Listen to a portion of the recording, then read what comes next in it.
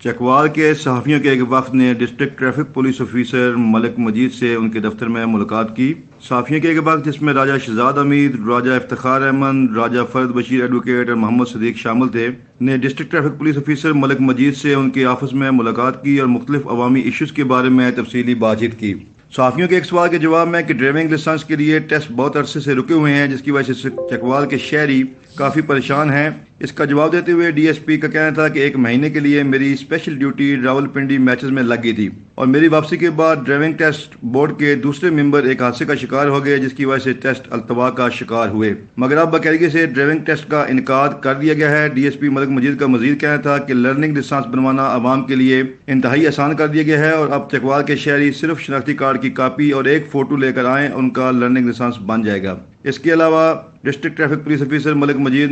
کا مزید کہنا تھا کہ چکوال میں ٹریفک کے جتنے بھی مسائل ہیں ان کو کنٹرول کرنے کے لیے ہم دن رات کوشاں ہیں اور لائسنسنگ برانچ میں رشوت کا مکمل طور پر خاتمہ کر دیا گیا ہے۔ علی ڈینٹل ہسپتال چکوال۔ علی ڈینٹل ہاسپٹل میں اسٹرلائزیشن اور کراس انفیکشن کنٹرول کا خاص خیال رکھا جاتا ہے۔ علی ڈینٹل ہسپتال عقب نثار ہوٹل، تلگنگ روڈ، چکوال۔